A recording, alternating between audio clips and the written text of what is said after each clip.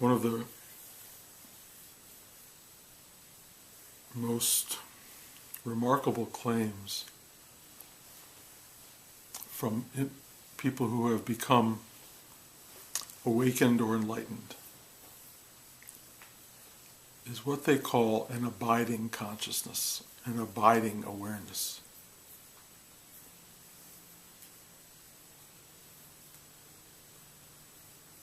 And the implication for people who do spiritual meditation or practice of any kind is that these moments of transcendent bliss and joy and awareness, which seem for almost everybody to have momentary expression, sometimes lasting for hours, sometimes lasting for even weeks or months, but almost always ultimately fading away and making people who practice feel like they have failed on some level. Or put it in a more positive way, that they have more to reach for. That at some point this thing will be constant. It will be there all the time. And that will be what awakening and enlightenment feel like. Perpetual, absolute bliss. And it's a wonderful goal, I think, but based on your life experience so far, it's probably very other than what you've known. Because almost every human being has good moments and bad moments. Happy, sad. A kind of melange of experiences that's always moving. Constancy has probably never absolutely occurred for you. And I'm here to say that I think is the human condition. And I also think that's the true spiritual condition. This idea of perpetual bliss, I think, is a fantasy. And I don't know that for a fact, so if one of you ever achieves it, let me know. I mean, it would be wonderful to hear that it's there, and there are certain teachers who will tell you that they have arrived at that place. And I don't want to deny that they've arrived at that place, because it sounds like a fun place to be. But it is not my experience. And all I can teach from is my experience. And so if you're looking for a teacher who's there, whatever that is, meaning always on, always brightly lit, always joyful, always full of bliss, always conscious, always present, then you're in the wrong place.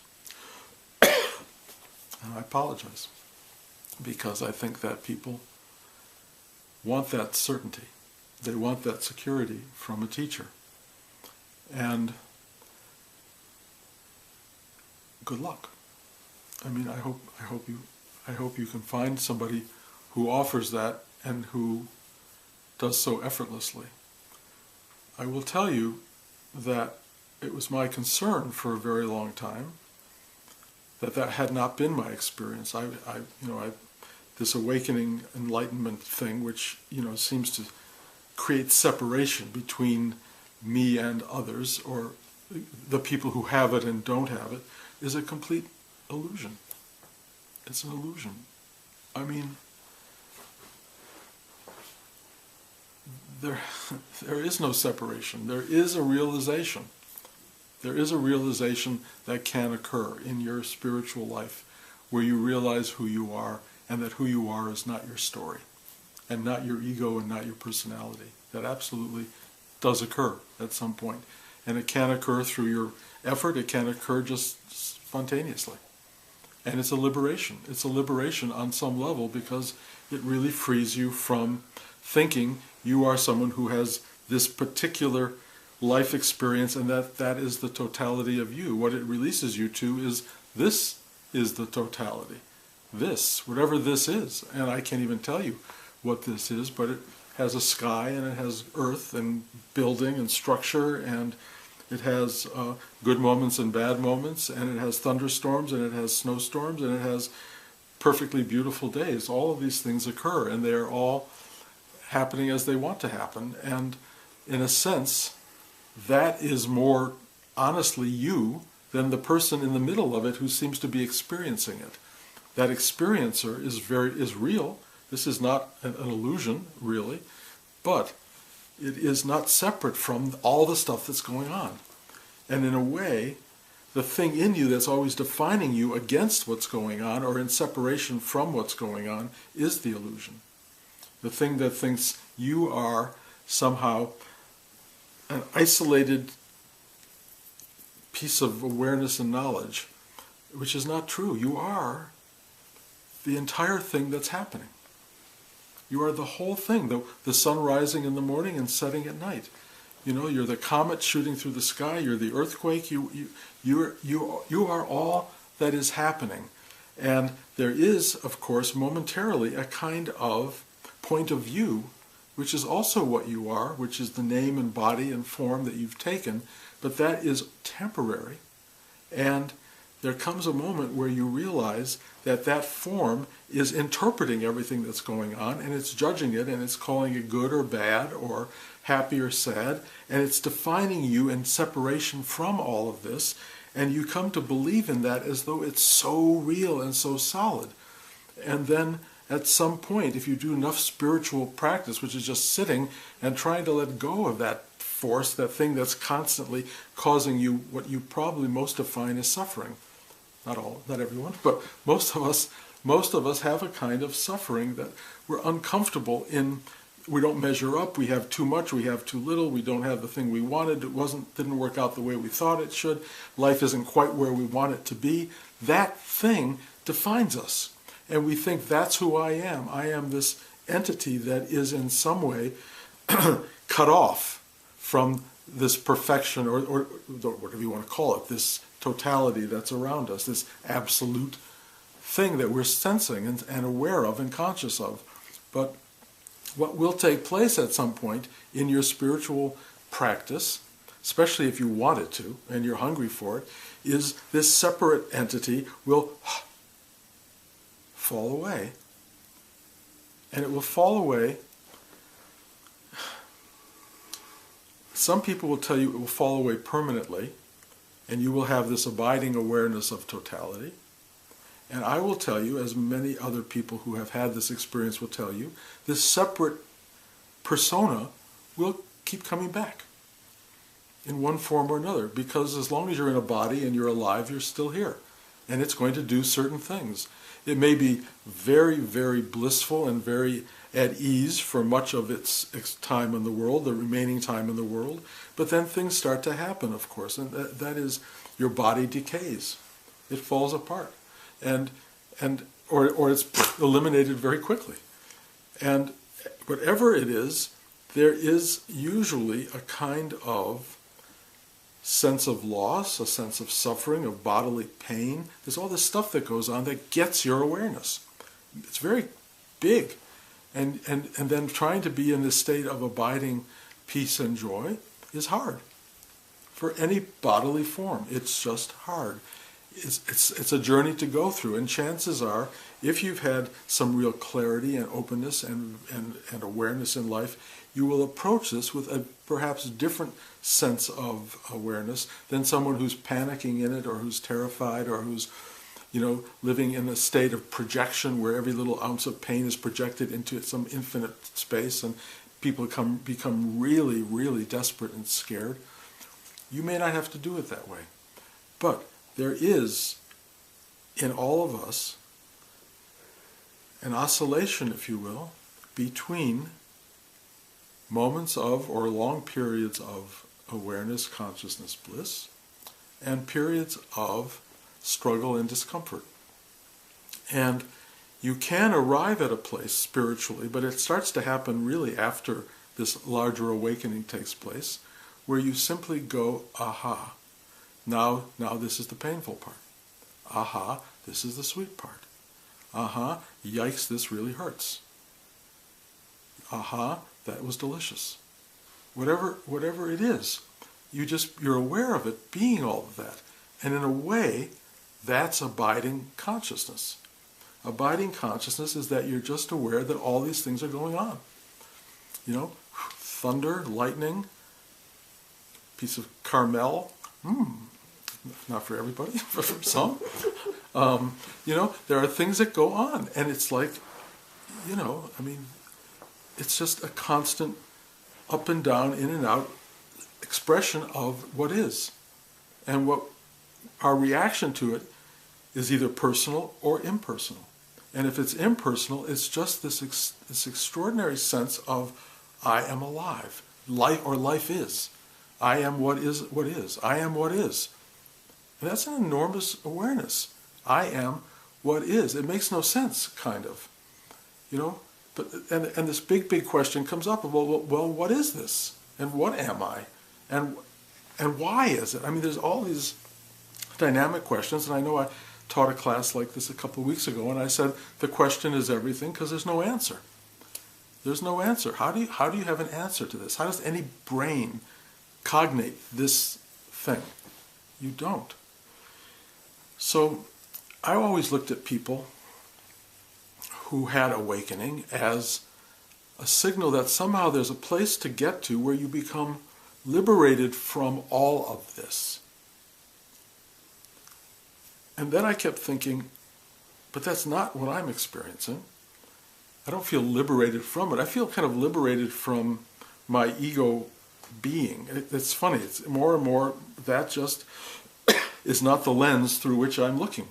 It's just not, that lens kind of got taken away. So I'm just I'm a big sensing organism. And there's certain personal things, yes. I mean, certainly, you know, God knows I've got all these aches and pains and things are going on in this body. But it's like, okay, that, you know, I don't like it, but nobody likes aches and pains, really. Nobody seeks it out exactly. So you just are this thing that is achy and sweet and happy and not happy, and you're just all of these things, and you are the observation of all of that going on at the same time that it's going on. But you have this abiding awareness that this is what is. It's just, this is what is. And sometimes you even lose that. You actually get to a point of, why is this hurting so much? You know, Nisargadatta, who I refer to often in my teaching, who wrote the book I Am That, one of the best exponents really of spiritual unfolding, had throat cancer at the end of his life because he owned a tobacco shop and he smoked his whole life. And at the end of his life, he was in agony. And he was really angry and hurting and pissed and questioning the why of everything, you know, and blaming himself for incarnating. It was really, really interesting. And I'm going, wow, if he's doing that, you know, well, where do you finally get to where that's not happening? And then I always thought, well, there's Buddha. There's Buddha under the Bodhi tree, you know, and he's dealt with, he sits there and faces all of the struggle and the drama, the big picture, you know, the temptation of everything in life and the fear of everything in life. It's all that extraordinary dynamic. And he sits there and goes, okay. Well, in a sense, we all imagine that Buddha was done. He was finished. And that's what we aspire to. But for a long time, even before I knew what awakening was, I used to think about Buddha's hemorrhoids. He never talked about his hemorrhoids, but you know, someone who sits this long for years and years probably has them, and you have to identify that there is a dimensional element to Buddha that has whatever, hemorrhoids. You know, he died from bad food. You know, he ate poisoned food. Not poison, but spoiled food, and it killed him. He still was a human being. He still was a body. But he had this awareness of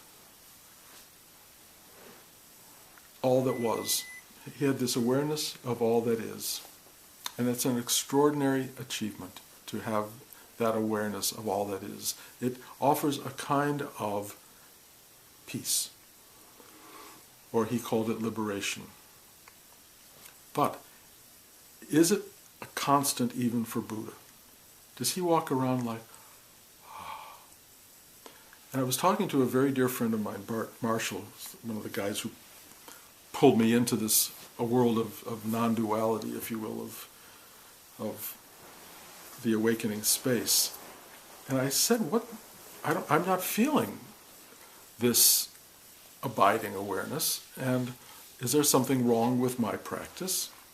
And he sent me a little article about Buddha, written by Jack Kornfield, who's a wonderful teacher in this arena. And it was really interesting, because after his awakening, Buddha is said to have still dealt with Mara, illusion, and Mara as identified in a form, a body, a person, kind of like a devil, who would keep coming into his life and keep trying to tempt him, even after his final awakening. This guy still appeared. And Buddha was not as afraid of him after his awakening. He certainly understood how to entertain him. And in fact, in the great mythology of Buddha is that this guy kept appearing, and finally Buddha just wore him down and he wanted to become Buddha's student. He just wanted to sit with Buddha, because clearly it's better to sit around not being the devil. I think you probably get to a point where, why do you want to be the devil?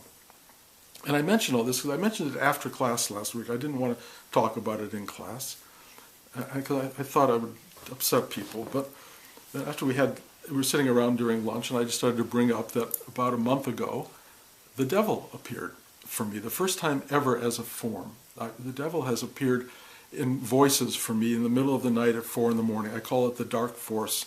I've talked about this for years now. Since the awakening took place, this arising force is a shock to me. It was a deep shock. And I didn't know ever how to deal with it when I was younger, because I had it since I was a kid. But it's a demolishing source. I mean, it absolutely tears you, it rips you apart. It tells you that you're shit, that you're nothing. It kind of opens the door to hell, is kind of what it does. And for me, it was like the most painful experience, and I would hide under the sheets when it would take place, because it was so pervasive, so powerful. And I didn't know what to do with it. And then after it reoccurred, when this supposed awakening was present, I thought, this is weird, that it would be back again. My response to it, as I've discussed in earlier talks, is I sang to it. And I sang, "Hello, darkness, my old friend, I'm here to talk to you again." And I remember the response of this dark force was that it wasn't used to being sung to. It wasn't used to having any response other than terror. And so I thought, well, hey, I've made a friend of the dark side. And I invited it into my life, and it proceeded to come in and begin to uproot everything. And I kept thinking, well, this is Shiva. This is what Shiva does. Shiva is the Dark Lord who dismantles the ego mind and ultimately frees you more and more. So I welcomed this force and watched it enter into my life and do really crazy stuff. I mean, I've talked about this a little bit before, but the night that Ghost was having its critics evening on Broadway, where all the critics come to review the show, we had the one huge problem we ever had with the show was that the set broke down. And it happened at the last 10 minutes of the show. And I'm standing there, and we're waiting there 25 minutes while all the critics, the New York Times, everybody is sitting there, and they're trying to fix it backstage as fast as they can to finish the show. And we're standing in the back. The director came running over. We're all standing there, the longest 25 minutes of my entire life. And it was horrifying. And I said to myself, boy, are you going to hear from the dark side tonight? And in fact, I did. At 4 a.m., which is when it comes, 4 a.m. I woke up, and there it was, only it whispered into my ear. It said, what you experienced tonight was God at work. And I was shocked by that. It was so gentle. It was so powerful. And I felt that's really what happened. And we got terrible reviews. They all laughed. All the reviewers laughed about the set breaking down. And my financial security was completely thrown out the window with all of that. I'm fine, don't worry about me, guys. but what might have been an enormous kind of windfall was absolutely taken away. And it changed the whole nature of my life. And I knew that it would do that. And I finally just said, yes, so. That's what happened. It was very powerful. And I understood that this dark force was dismantling me and preparing to take everything away. And I embraced it, sort of. But then, about a month ago, this thing appeared again in the middle of the night at 4 a.m., only for the first time it had a body. It was actually a person, kind of person. And I couldn't see its face exactly, but it had this kind of leather trench coat that the Nazis used to wear, and all, and also it was like in The Matrix, it's kind of classical look. And he was unbearably awful. I mean, unbearably evil, ISIS evil, kind of, and really disturbing to the psyche. And he tried to tell me that everything in life was going to be betrayed. The more love you had, it was just to take it away. That we were all, or at least I was, a creature in hell, and that everything about life was just basically a projection to give me something to run away from the hellish experience, and that it was all going to fold back into hell. And that was unbearably scary because it looked like it was absolutely true. Because everything does go back into suffering and the unformed, which in our mind is hard to grasp.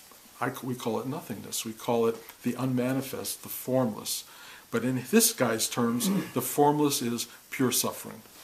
And for some reason, the denizens of hell, and I can't say that we all are that, but that's kind of its implication, the denizens of hell have these vast, powerful capacities to manifest a world like this and then watch it taken away. And as you manifest it, the highlights of it are spiritual and romantic and the love of children, parents, whatever. That love makes it seem really purposeful and meaningful and worthy. And I often say, if there was nothing else, there's this love.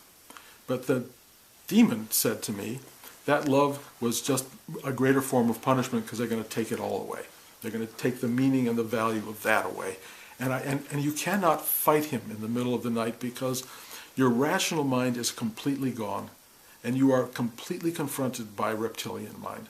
Reptilian mind doesn't think, it just experiences and fears and interacts.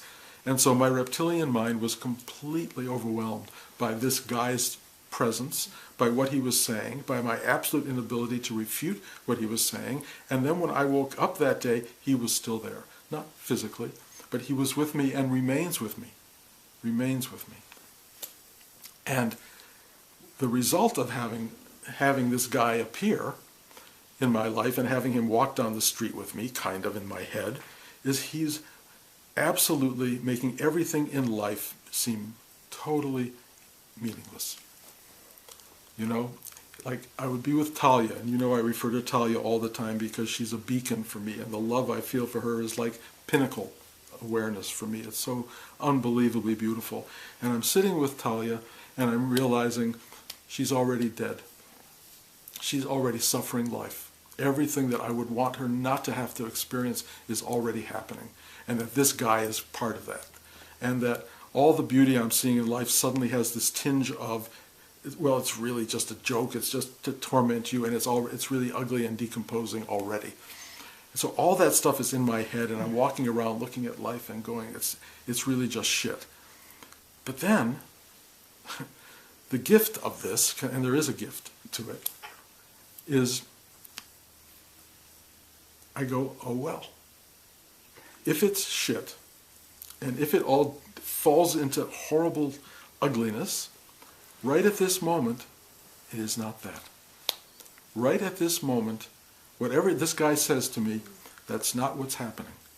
When I'm hugging Talia, when I'm sitting with my wife, when I'm drinking a cup of tea, when I write an email to someone I love, it's so sweet. When I sit in this class, I have never known anything that equals the sense of connectivity and joy and love and beauty that happens right in this space. I don't understand it at all, but it happens. So, this thing that's starting to have this power is coming up and saying, whatever it may turn into, what is now is all that I know. It's the only truth I know. I don't know that this guy is right, but the thing he has given me is enjoy it now. Because if this is a torment to make you crazy as you lose it, it'll be that. We'll see. I don't know that. I don't know that he has any more truth than anything else. I just know he's very powerful in his persuasiveness. But the real persuasiveness is this moment. This moment is alive. This moment is full of beauty. You don't see your faces, but I see them, and I see this incredible beauty. I see this thing that we are sharing. I see your dinner last night was so delicious, so delicious. Meeting your dad was a joy for me. Moment to moment to moment, this reality is extraordinary. And yes, it may be an awful, awful, cleverly designed hell. But I'm trying to understand, when I look at everybody, or even if I look at myself, what could I have ever done that would create a universe, that would design a universe that would be centered in evil? What would I have done? Maybe I was Hitler or somebody like that somewhere, Tamerlane the Great, or whoever. Maybe that's. It's an interesting construct as a dramatist. Somebody does something terrible and you punish them for as many lifetimes as they affected lifetimes in their life. That's an interesting design. It's very karmic. There's something about it that has logic in it, and it may be true. It may be true. And I can't tell you it's not. So if you want to join into the world of people running in fear from that truth, there's a lot of spiritual religious organizations that will tell you, if you believe what we tell you, you won't have to experience that. And that's great. If you have that strong a belief system, but I will tell you, this guy, when he appears in his trench coat, he will override, I think, everything you've ever believed. Everything. It's so strong. It's so pervasive because it seems totally clear. He tells you terrible things about yourself, and you know those things. You all know them. You really do. You know that somewhere when you were 4, you did something you shouldn't have done. Or even when you were older, you said the wrong thing to somebody and you caused pain. It can be anything, and it will magnify that into something really horrendous. It has a voice that's very powerful. But that voice compared to, I wish you could be around when I'm with my granddaughter. She's discovered the musical Cats. And by chance, she walked in while Blanche and I were watching it on television one night because nothing else was on, and she walked in at 10 o'clock at night, and she just went. And now she wants to be an actor. She wants to be in Cats. She wants to produce Cats. She wants to be the director. She's found her calling, kind of. It's like really amazing, and it's scary for us because you know what acting is. But she sat on my lap to watch this, and I was holding her, and now she's watched it 20 times. And I hold her, and the joy and the beauty and the satisfaction of being with her joy is unexplainable. And it's so, so wonderful. And I just picked this as one thing because that, in contradiction to this dark thing, it's like, it doesn't make sense. It makes no sense that this dark thing would be there. On the other hand, I feel relatively evolved. And I feel, if this thing can come and knock me out and hit me in the head, what can it do to other people? What can it do? It has real potency. Everyone is going to face these forces, and you hopefully can learn how to find a way of singing to it rather than capitulating to it. A way of saying, so, rather than saying, oh God, help me. Or even that helps. Oh God, help me. If you can find God. But the problem is you don't want to look for God at that moment for the first time in your life. Because this guy is really powerful. And he will laugh like mad at your calling out for God. That's what it does. It absolutely denies God. It's a godless force. Godless. So you have to have a real rootedness in God, or in whatever you want to call that creative energy, in the source energy, in love, whatever you want to call it, in beauty. You have to be so grounded in it so you at least have a fighting chance when this thing comes at you to go, I'm going to fight for love. I'm going to fight for that one moment that I know is true, that I love, I have loved, I do love. You fight for whatever it is that defines you as a human being. That is the existential battle. That's the core battle that every human being ultimately, I believe, faces. And if you don't have any kind of grounding in that battle, or training, or capacity, it's a very hard battle to win. And it's a very long journey. And in my psychedelic days, in my big LSD trip, I went on that journey. I went on the journey of deconstruction, really, and of hellish forces. I remember the first thing that happened on LSD for me, one of the first, is I was walking down this huge flight of stairs with these very strange, almost angelic, but they weren't. They were demonic, winged figures walking down with me. And I said, where am I? What's happening? What's going on? And they said, you know where you are. You know what's happening. You know. And I did know, but I didn't want to face it. I didn't want to face it. And there was like neon signs on the door, on the portals at the bottom of this long staircase, and kind of neon hell, like hell. And then I began a journey that was like billions of years of being dismantled in the Hieronymus Bosch kind of imagery of his extraordinary paintings of hell. And I thought, oh my God, this is real. And I had nothing I could do to defend myself. There was nothing. There was no name I could call. There was no reaching. There was no even concept of reaching for something else. When that ended, after 3 billion years of descending and being taken apart, I ended up demolished. I ended up as nothing. And the end of that journey, which is very vivid to me even as I speak, was I was completely released from everything. And there was a place of absolute, the gray tone comes, it's like full of light and dark, but it was like gray, and it was neither happy nor sad. It was like kind of all there was. It's kind of like when you go to sleep at night. It's like, there's just kind of nothing there. But there was an awareness of nothing. It was timeless, absolutely zero time. No sense of time, no sense of space, just being.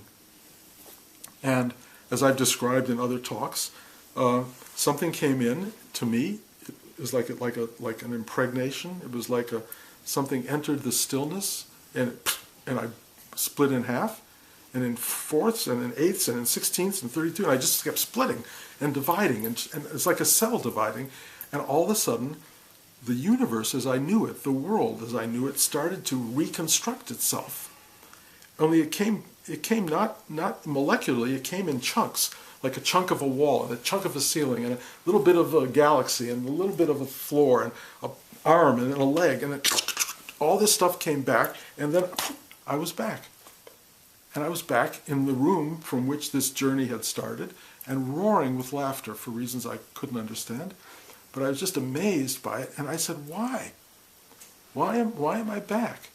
And a voice said to me very quietly, to tell people what you saw. Which is what I'm doing right this moment. That was almost 50 years ago. It's what I've been doing for 50 years, telling people what I saw. But now, it's not drug-oriented. Now it's not from LSD. It's a living thing. And why the dark, heavy forces still appear, hard to say. But they do. And my sense is that it's universal.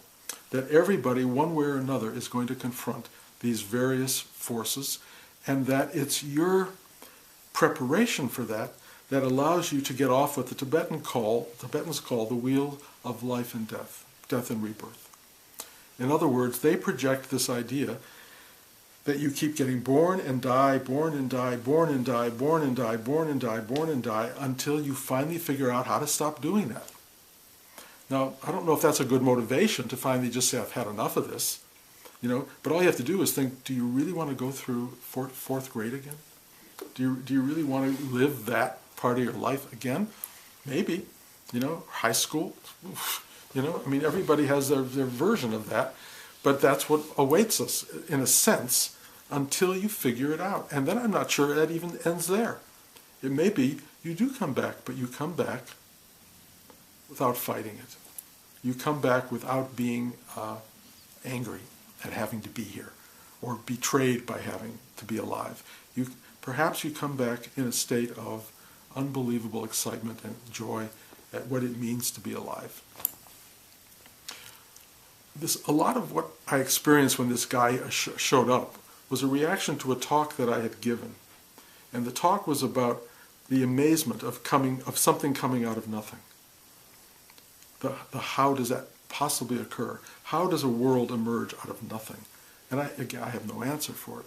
But I gave a lot of, I talked about it a lot, and about the mystical miracle of existence and all of that. And I got the sense from this guy that he wanted me to stop talking. He doesn't want this message out there anymore. Just shut up.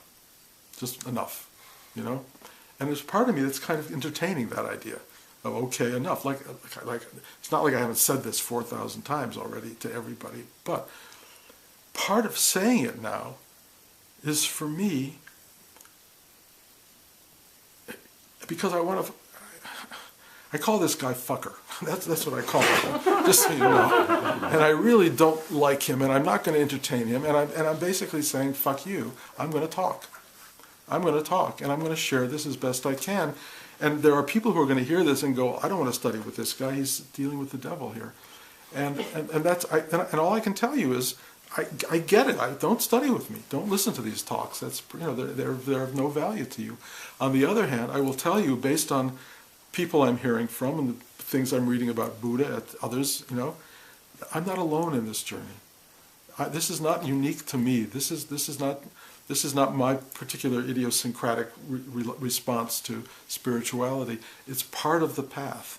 And each one of you very possibly will at some point confront these issues and forces. And I'm hoping this kind of a talk will tell you when that happens, greet it, sing Hello Darkness. Or just listen to this guy and just go, I will survive this guy. I will survive this. I will not buy into it. Or if I buy into it, it may do for me what it did for Bruce, which is make moment-to-moment life amazing. Because that's what it does. You know, if it's all going to end up in crap, okay. You can't do anything about that. But you can take advantage of every moment you've got and make it unbelievably great, because you have that option. You really have the option right now to go, wow, if that's what's waiting for me, let me love this. Let me love it. And that's my response to it. And that response has been very powerful and really important. So, and I wanted to share it. I wanted to share it because I really felt that not talking about it, which is what it wanted me to do, not talking about it, you know, would be a way of saving you from having to have these thoughts and worries about, you know, devils and demons and gods and all that stuff. It's just what is. You know, it's part of the drama of existence. And every one of us is in it. Every one of us is in existence. Every one of us is aware. We may not be aware that we're aware. We may not be aware of the things that are happening within us as just something happening. We may be identified with it and struggling with it and fighting it and getting annoyed with it. But when you finally wake up, you won't fight it so much. You won't be as annoyed with it. You'll just go, okay, this is what I have to do. That's kind of a real spiritual life. A spiritual life is going, okay, I'll take out the garbage. Okay, the carpet just got stained. Okay, the glass broke in the mirror. You know, you just kind of go, okay, instead of going, why me, God? You know, which is what most people do. Why does this have to happen to me? You know, it's really interesting. I meet people who are really aggravated all the time because everything is happening to them. Well, of course it's happening to you. Who else is it happening to? And stuff goes on. Stuff happens, you know, stuff goes on. Shit happens, as they say. But so what? So good stuff does too. It's all stuff. And if you're caught by it, you're going to, and if you're not caught by it, you'll go, okay. It's your choice, really your choice. And it doesn't matter. They don't care. It doesn't care what choice you make. But I will tell you, when it gets into the real struggle between light and dark, you want some ammunition. You want some investment in being, some investment in the power of your existence, to be able to look at these forces the way Buddha did under the Bo tree and go, I get it. I get the seduction of that stuff. I get the terror of that stuff. It's part of what I am. I don't want to let that thing win out in the end. I just want to be able to go, aha, so. Okay. This drama is playing out within this context of your consciousness. It's not outside it. And it's within it. And in the end, whatever's within it will die.